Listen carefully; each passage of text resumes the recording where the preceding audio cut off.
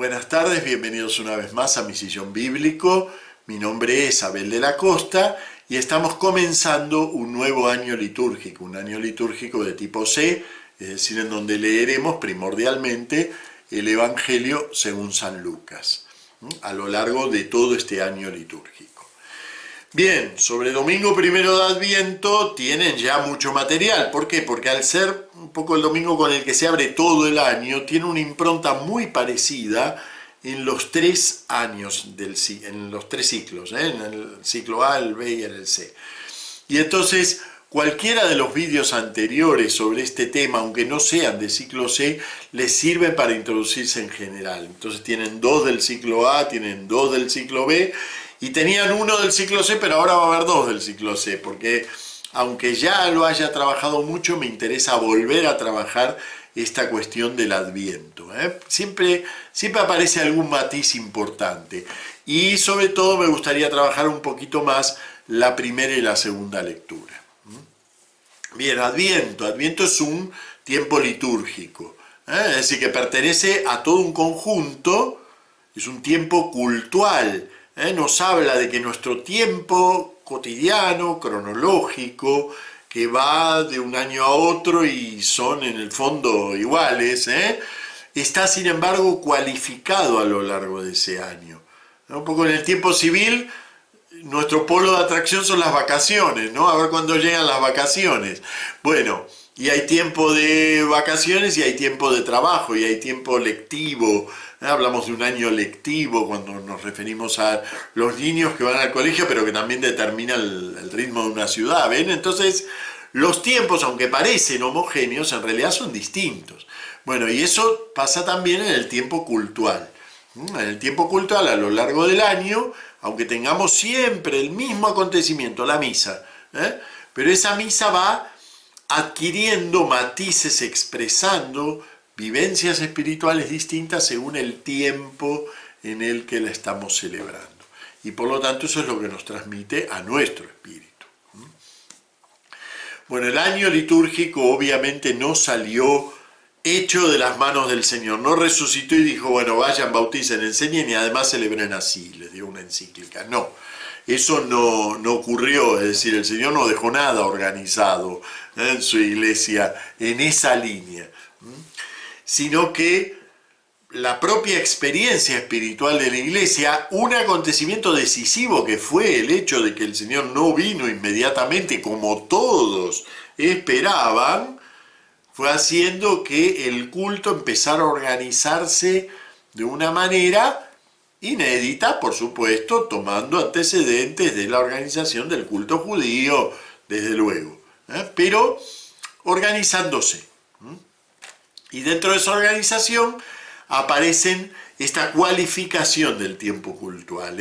Hay una época que se acerca a la Pascua del Señor, y entonces aparece como más intensa y nos preparamos a ella, y va de a poco naciendo la Cuaresma, y por supuesto el tiempo pascual, el tiempo de gozo, de alegría por esa Pascua realizada, y así va apareciendo, por un lado, la celebración del nacimiento del Señor, una celebración que no aparece muy inmediatamente, es más bien, digamos, pasan unos siglos antes de que a las iglesias se les ocurriera empezar a celebrar el nacimiento del Señor. Eso ocurre recién entre el siglo IV, pero no se impone tampoco a toda la iglesia de manera muy inmediata. Incluso en Oriente queda ligado al 6 de enero, mientras que en Occidente queda ligado al 25 de diciembre. No es una fecha histórica, no tiene que ver con el nacimiento cronológico del Señor, cuya fecha desconocemos, porque nadie la conservó. Es una fecha simbólica, es una fecha evangelizadora, porque buscaba precisamente dotar de sentido a una festividad que ya existía entre los paganos, que era la fiesta del sol invicto, ¿no? O sea, el solsticio de invierno, la fiesta del sol invicto. Entonces, bueno, es el polo de atracción en esa fecha fue haciendo que de a poquito se organizara un tiempo de preparación para ella. En el primer núcleo cristiano donde eso ocurrió fue en España.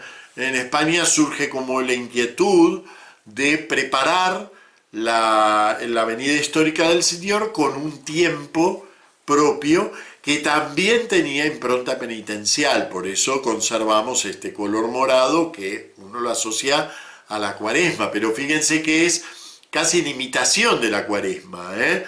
También tenemos un domingo de mayor alegría, como nos pasa en la Cuaresma, ¿no? Bueno, entonces se va organizando este tiempo de preparación y va recibiendo este nombre de Adviento. Les diría que el nacimiento del Adviento va desde el siglo IV, cuando tenemos los primeros vestigios, hasta el siglo VII, en que ya se extiende al resto de la Iglesia. En todo ese tiempo va creciendo la conciencia del tiempo de Adviento, con toda su riqueza, porque el tiempo de Adviento es un tiempo muy rico en significado. Y viene bien cada año recordar esto, porque la fuerza de la Navidad secular es mucha, nos atrae como un polo, ¿eh? Vamos de vacaciones y cuando volvemos ya están los cupones de la lotería de Navidad, y en octubre ya empiezan los supermercados a mover cosas para poner los turrones, y los chinos ya empiezan a ponerlo del Belén a principios de noviembre, y claro, es tan grande el polo de atracción 25 de diciembre, Navidad, que podemos, y yo creo que en buena medida a muchos cristianos les ocurre esto, podemos perder la riqueza del Adviento. ¿Y cómo perdemos la riqueza del Adviento? Cuando lo polarizamos en la Navidad. Es verdad que nació para preparar la Navidad, pero justamente esos siglos de crecimiento le sirvieron para que el Adviento adquiriera una profundidad espiritual mucho más grande que la preparación al 25 de diciembre. El 25 de diciembre evoca una venida concreta del Señor.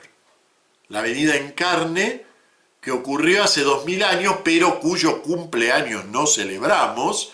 No es que celebremos el cumpleaños del Señor, que no tenemos ni idea de cuándo fue, sino que lo que celebramos es que ha realizado una forma de Adviento, la venida en carne, 25 de diciembre. Pero en realidad el Señor viene continuamente. Hay una lectura preciosa que los invito a que la hagan. Les voy a poner abajo en la caja no de comentarios, sino en el copete del vídeo, les voy a poner el link directo a esta lectura. La haremos este miércoles de la primera semana de Adviento en el oficio de lectura, una lectura de San Bernardo preciosa, que creo que se llama Vendrá el Señor, ¿no? Pero bueno, nos habla de la triple venida de Jesús, ¿eh? Entonces vino históricamente en la Navidad, vendrá al fin de los tiempos, pero además va viniendo al hombre, va viniendo continuamente al hombre, ¿no? Entonces eso hace una triple venida que además no es triple, es múltiple, porque Dios está viniendo al hombre. Y bueno, un poco la impronta del Adviento tiene que ver con eso, con celebrar a un Dios que viene. Claro, nosotros en la vida religiosa, ¿cómo pensamos la vida religiosa? Como un ir hacia Dios, ¿eh? Yo busco a Dios a través de los símbolos religiosos, a través de profundizar espiritualmente en las realidades que me rodean y descubrir un valor que va más allá de lo material y de lo fugaz, de lo caduco, ¿eh? Voy hacia el Señor. Pero resulta que el Adviento me dice, sí, está bien, tú vas hacia el Señor, pero el Señor es aquel que está viniendo. Y está viniendo continuamente, y además está viniendo de muchas maneras. Y fíjense qué hermoso que es la organización del tiempo de Adviento, ¿no? Porque empezamos hablando en realidad de la segunda venida. No estamos hablando de la primera venida, estamos hablando de la segunda venida. Hoy nos habla de, ya llegan días, en aquella hora, todo lenguaje escatológico, ¿se acuerdan? El vídeo escatológico y apocalíptico, ¿no? O sea, todo lenguaje que nos habla de los novísimos, de la cosa de la que no tenemos experiencia, el eschaton, lo último, lo definitivo, la segunda venida.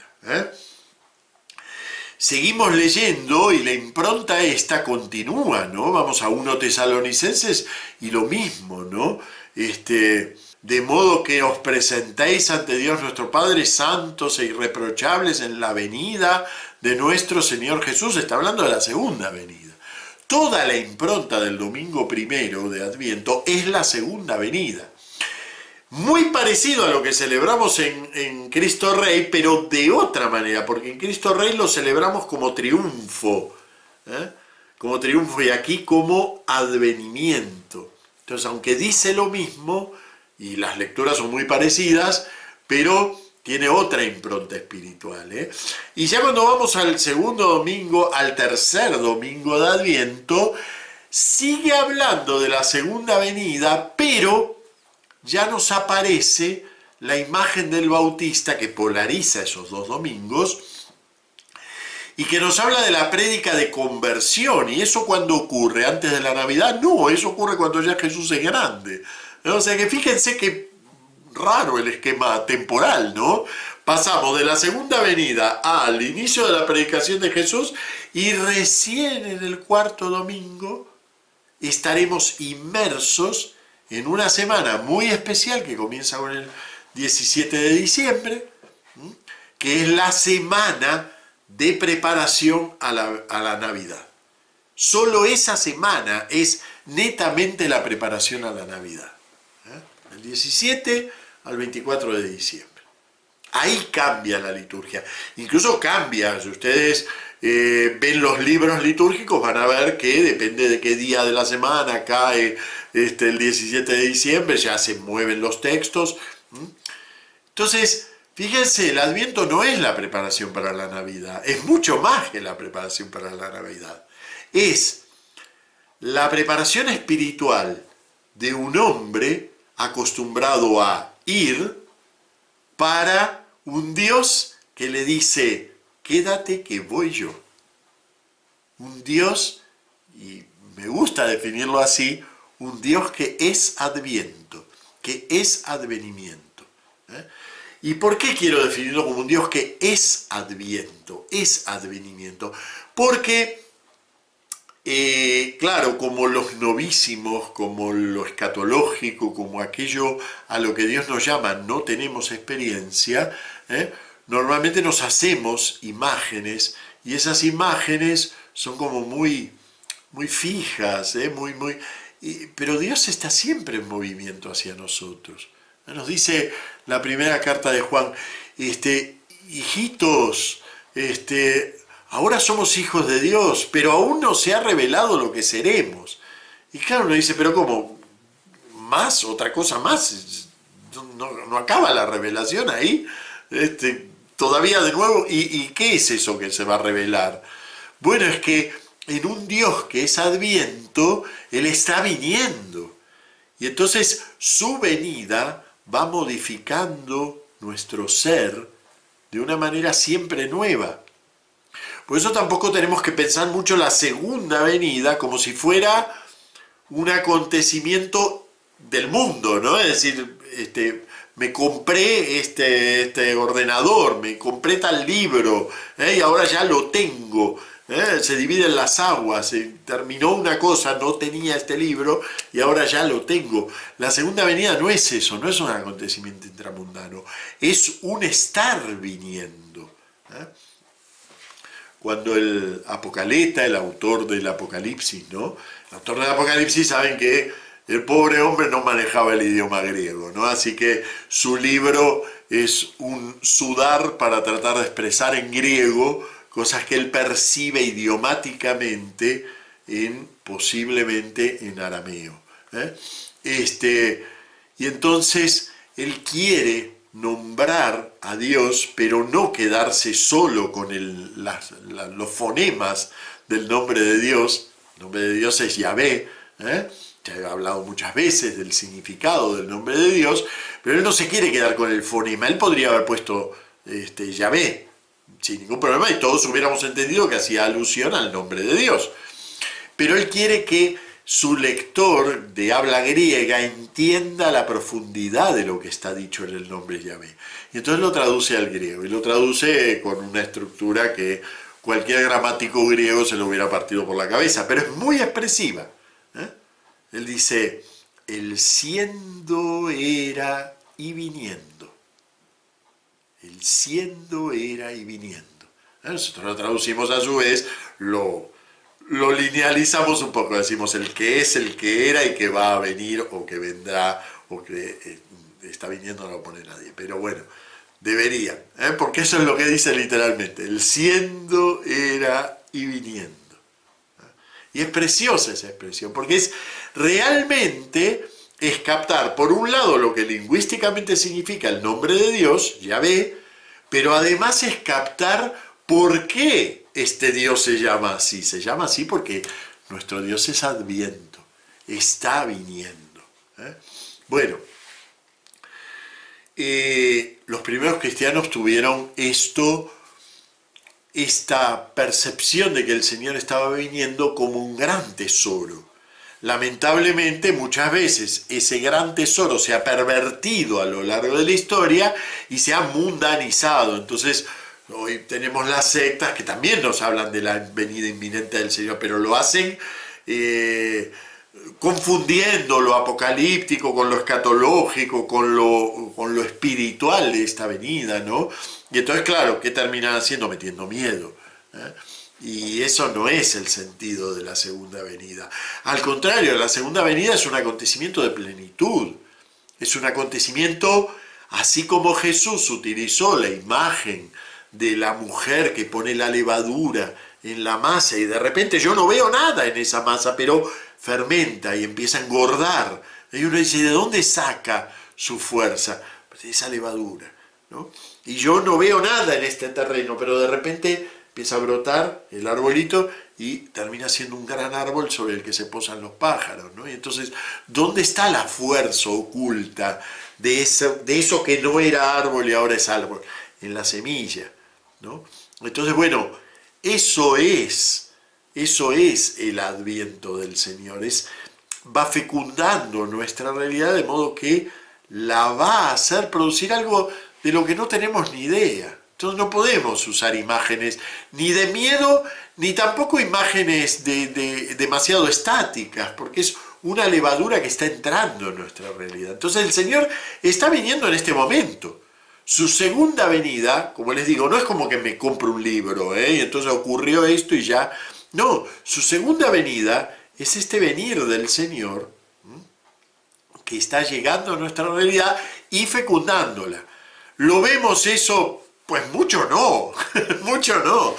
Por eso también a veces los cristianos perdemos la dimensión escatológica de la fe, porque no vemos mucho esa fecundación de la realidad y entonces terminamos convirtiendo la fe en moralina, ¿no?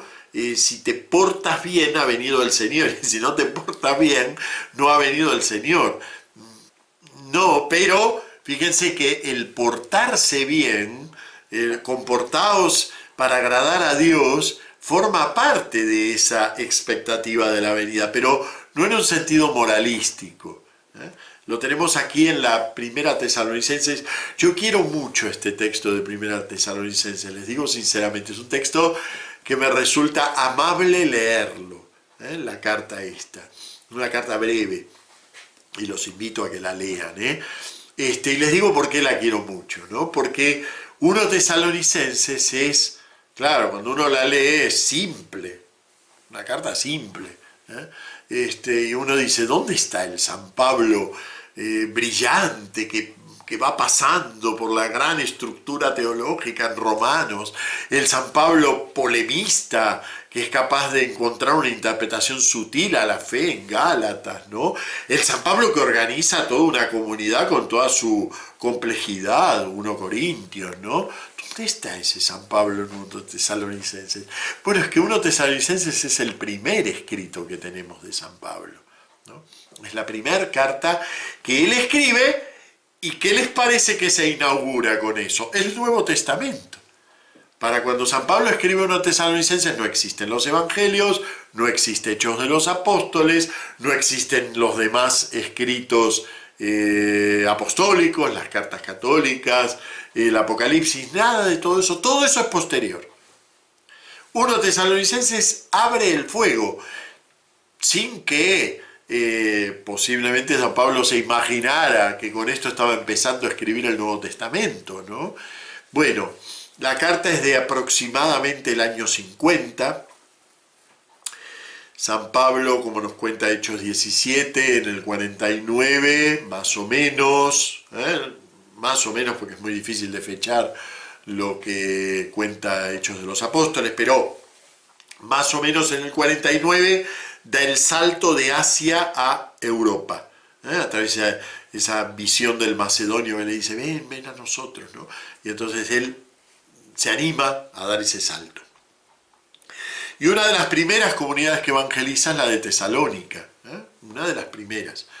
Y allí establece una comunidad nueva, que ya no tiene que ver con las comunidades judías con las que él se había movido. Es algo nuevo esto, es un proyecto nuevo, es un nuevo modo de comprender la difusión de la fe. Evangeliza a la comunidad de Tesalónica, y claro, ¿cuál era el núcleo de la predicación de Pablo? Ya hay que convertirse. Porque este mundo es claro, hoy lo veríamos parecido a lo de las sectas, pero yo creo que el propio Pablo era mucho más rico que una predicación sectaria, ¿no? Pero sí que la impronta es esa, ya hay que convertirse. Y organiza comunidades en torno al simple acontecimiento de la Cena del Señor.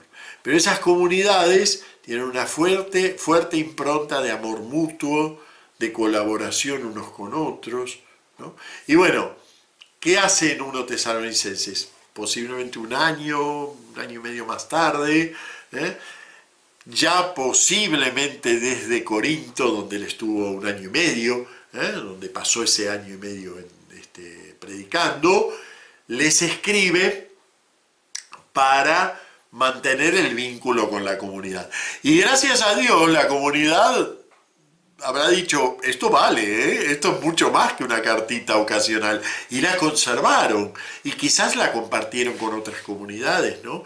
Pero bueno, es una carta por un lado simple, por el otro entrañable por este motivo, ¿no? Porque nos comienza el Nuevo Testamento. ¿Y qué le dice? Les habla de esa segunda venida, y les dice que el Señor os colme, os haga rebosar de amor mutuo. El amor cristiano del que habla el Nuevo Testamento de una manera muy continua es siempre un amor concreto y mutuo. No es filantropía. La filantropía también existe en el Nuevo Testamento. Si leemos la parábola del buen samaritano, es una parábola filantrópica, ¿no? Porque yo tengo que hacerme prójimo de alguien que me es totalmente desconocido.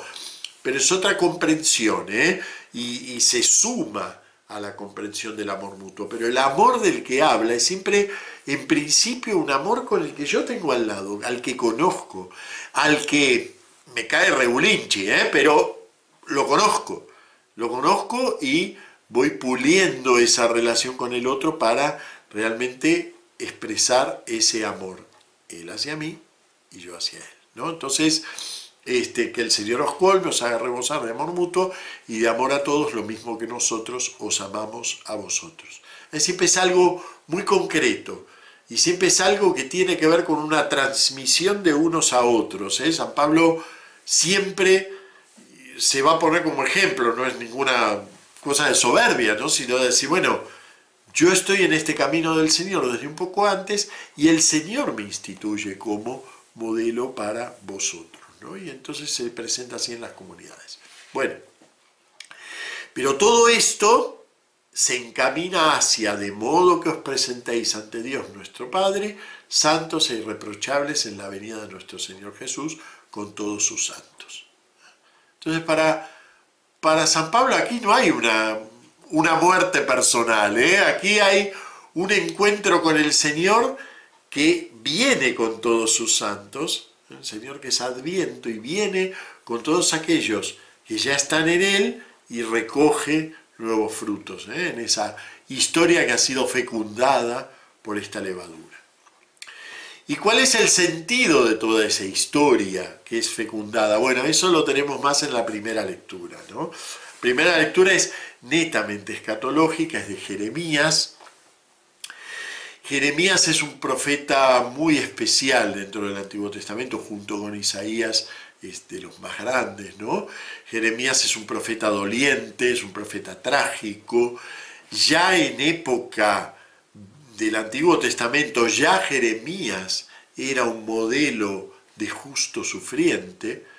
Muy posiblemente la figura de Jeremías iluminó al autor del segundo Isaías, de la segunda parte del libro de Isaías, para la figura del siervo sufriente, del cual hizo los 4 cánticos, o los cánticos, porque pueden dividirse de otra manera, del cual hizo los cánticos que nosotros utilizamos, en número de 4, para interpretar la cruz del Señor. Pero posiblemente la inspiración histórica más visible de este siervo sufriente sea la figura de Jeremías, ¿no? Un profeta que, entregado desde la juventud al Señor, pero que ve que el Señor no se implanta. Él vivió el momento de mayor esplendor de la reforma religiosa, la que está en el núcleo de todo el Antiguo Testamento, que es la reforma religiosa del rey Josías, el año 620 más o menos. Él vivió ese acontecimiento, un acontecimiento que centró todo en Jerusalén, que le dio esplendor al culto, que organizó la ley, todo esto, y que supuestamente iba a dar lugar a una explosión espiritual, a un pueblo de Dios que bueno, a partir de ahí iba a arrasar con todo, porque poniendo al Señor en el centro mismo de la vida, ¿no? Y 20 años más tarde está todo desmoronándose. Incluso el rey muere, el rey Josías, el autor de la reforma, muere de muy mala manera, cosa que, claro, la reforma esta tenía como lema: al bueno le va bien, ¿no? Y entonces resulta que el rey Josías no murió muy bien, ¿no? Y todos son reveses, hasta que en el 597 tienen la primera fase de la deportación a Babilonia. Y entonces Jeremías ve desmoronarse todo eso, pero ve que ese desmoronarse no tiene que ver con que Dios los haya abandonado. Y pronuncia un oráculo que tan importante es. El libro de Jeremías, por supuesto, no es un libro que él escribió, sino que es una compilación de su predicación y de sus hechos, de sus meditaciones. Tan importante es este pequeño oráculo que leemos, que está 2 veces en el libro. Prácticamente, con pocos cambios, está en el capítulo 23 y en el capítulo 33. Nosotros leemos la versión del capítulo 33, que es también una pequeña ironía política. Como es siempre, los profetas están muy situados en su tiempo, ¿no? Y entonces termina: en aquellos días se salvará Judá, y en Jerusalén vivirán tranquilos, y la llamarán así: el Señor nuestra justicia. Ahora resulta que el Señor mi justicia es el significado del nombre del rey que estaba en ese momento. Así que bueno, esto es una pequeña ironía política. Sedecías, deformación castellana del nombre original, que es Sidkiyahu, significa el Señor es mi justicia. Pero resulta que no es un rey que precisamente exprese la justicia del Señor. Los padres le pusieron ese nombre, pero erraron un poquito en el significado de su vida. Así que él no expresa esa justicia del Señor. Y entonces le dice, le proclama Jeremías al pueblo de Judá: hay que mantener esa tensión hacia el Dios que viene a traer su justicia. Su justicia que es verdadera justicia, el Señor nuestra justicia. Entonces, claro, aquí aparecen aludidas los dos grandes valores escatológicos. Jerusalén, que aunque no es etimológicamente ese el significado, pero en la etimología popular Jerusalén es la ciudad del Shalom, de la paz, la ciudad de la paz, y esa ciudad de la paz se renombra como ciudad de la justicia, ¿no? Entonces paz y justicia son los dos grandes valores escatológicos, y allí queda. Claro, nosotros aplicamos muy inmediatamente la promesa esta al nacimiento del vástago de David en la figura de Jesús, pero tampoco Jesús implanta, así viene, nace, implanta la paz y la justicia. No, esa paz y esa justicia siguen en Adviento, porque nuestro Dios es un advenir que va fecundando, una realidad que de a poco, en algún momento, como nos pasa con la masa o como nos pasa con el árbol, en algún momento veremos que rompe la tierra porque necesita surgir. Y mientras tanto nos parece que ya ocurrirá, bueno, sí, alguna vez vendrá el Señor. No, el Señor ya está viniendo. Y mientras tanto, ¿cuál es la actitud del cristiano? La del Salmo, ¿eh? A ti, Señor, levanto mi alma. El cristiano puede, y para eso lo celebramos el Adviento, para eso celebramos la misa, para eso trabajamos sobre nuestra vida espiritual. El cristiano puede anticipar eso que es un acontecimiento invisible para todo el resto del mundo. El Señor está viniendo. Entonces a ti, Señor, a ese Señor, que yo lo veo en el culto, lo escucho en la palabra, a ese Señor levanto mi alma. Muy bien, nos vemos la semana que viene. Muchas gracias.